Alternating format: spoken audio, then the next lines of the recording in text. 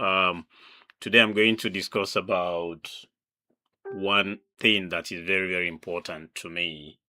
And I tried to discuss that some time ago with some NDC members. But each time I will meet a brick wall because they don't really know me much anyway. And I'm not a member of NDC anyway. I don't belong to any political party. My political party is Nigeria. My constituency is Nigeria.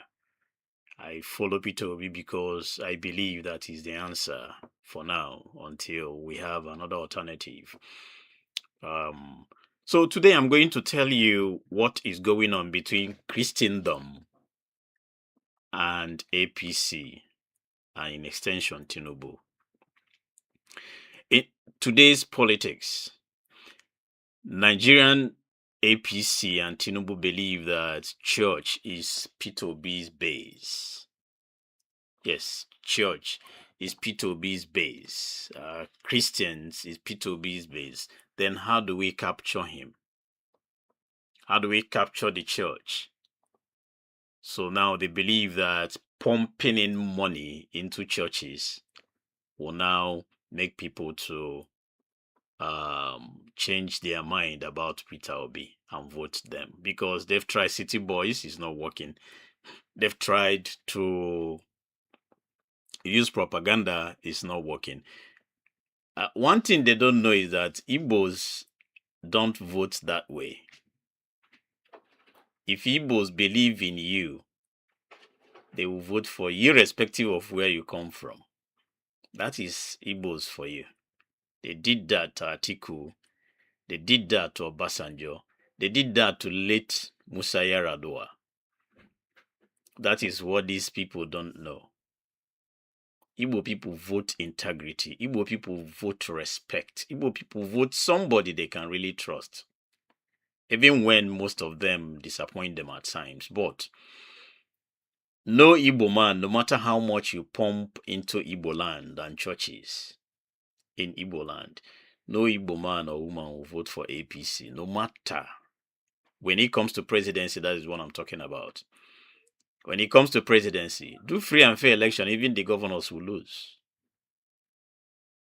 Do free and fair election, the governors of APC in the southeast, all of them will lose. All. Hope Uzodinma knows this game. That is why he's trying to build some houses for judges.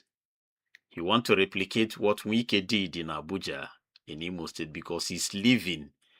And the incoming one, the APC governor he's going to install in Imo State, may not have that power. So he's trying to make the judges have a cool head and work for him, because continuity matters a lot when it comes to where these APC people are. Now back to what I told you guys about religion. Tinubu is pumping serious money into Christendom, especially in Igbo land. Serious. Now, some few days ago, Benjamin Kanu was given 1 billion naira to renovate churches and buy some instrument for churches in Bende. That is Benjamin Kanu's constituency. And when people got wind of that, he said, no, it was just 780 million. Just to use it to renovate churches, use it to buy instruments and all that. My question is, when in the history of Nigeria is it the government that will be buying instruments and renovating churches for Christians? When? Where in our constitution can you say this very place is the place where it's written that the churches will renovate, that the government will renovate churches for people. It can only happen in APC. But I am telling NDC to wake up, because if you don't stop this thing now, this guy will win this election and you guys will still be somewhere planning or trying to do what I don't know, because I don't know. Like I said, I'm not an NDC member. I'm not a card carrying member of NDC. I don't know what they are doing. I don't know their plans. I don't know anything at all. So, but what I'm telling you is that these guys are very, very serious. And let me shock you. You see what Obi did to Tinubu in Lagos? That is what they are planning for Obi in Anambra State. And they've already concluded with the help of Soludo. How are they going to do that? Soludo have already started to tell anybody that is coming to Anambra State that as you are coming, you are going to pay. I don't know if you understand that. If you are coming to campaign in Anambra State, you are going to pay for your campaign. I've not seen where such thing happened. It can only happen because Peter Obi is Anambra State is his base, and he had been promised to be the vice presidential candidate of the president that will come after 2031. So Soludo have been told that you are the vice presidential candidate, whether anybody likes it or not. Because their political mathematics is that it will go to the north and the northerner will take somebody from the east to be the vice president.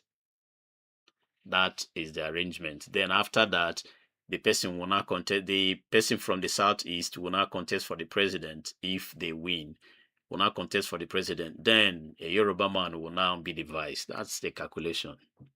It's concluded. It's done.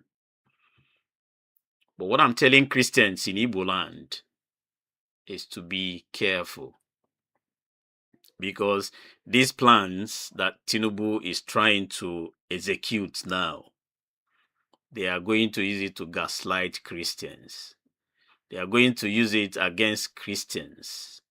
They are going to make sure that Christians bow to their gimmicks.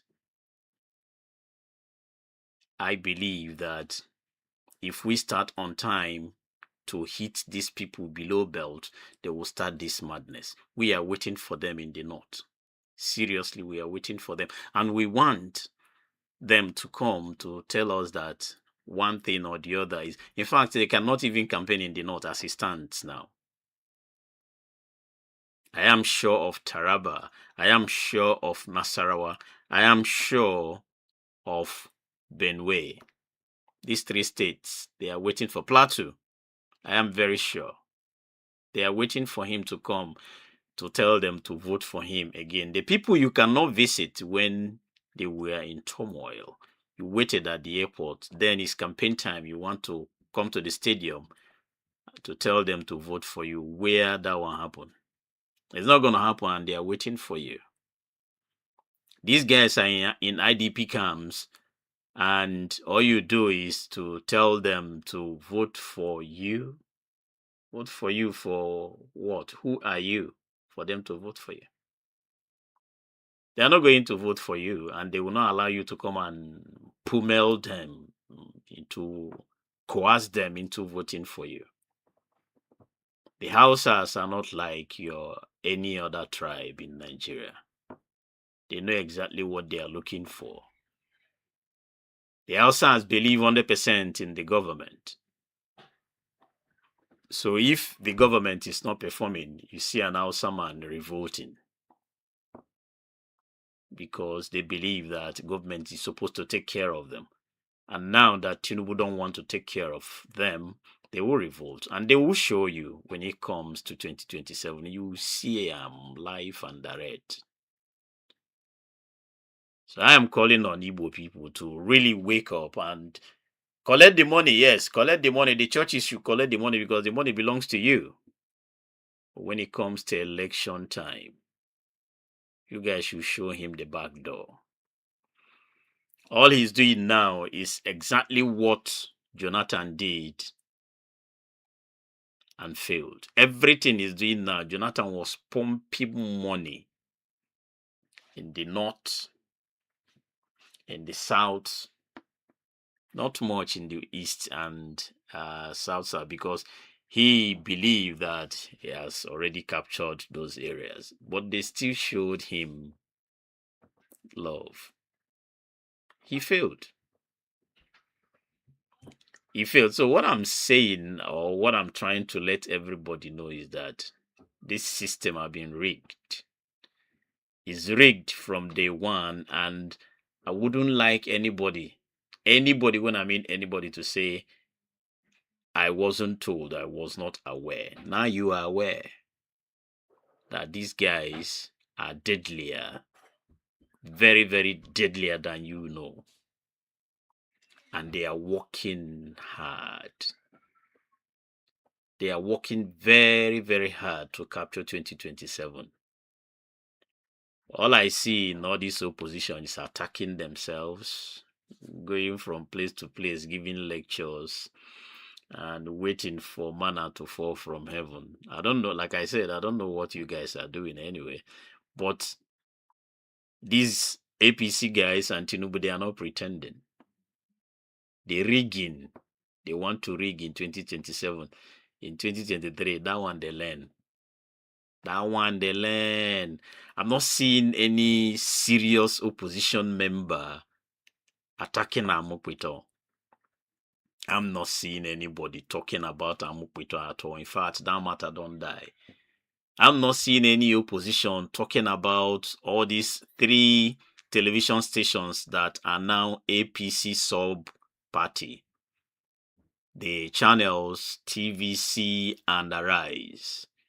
These channels, they don't care about any other person. I stand to be corrected. I might be wrong, but I've seen them interview people that are in Obi's camp and people that are in Tinubu's camp. The questions differs. The questions are very, very different.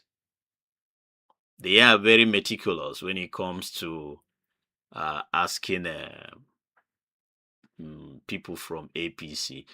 But when it comes to Obi's camp, they are raw. Very, very raw, especially Sheunu Kimbaloye. But I love what Boala did to him. I'm not a fan of Boala. I don't like him.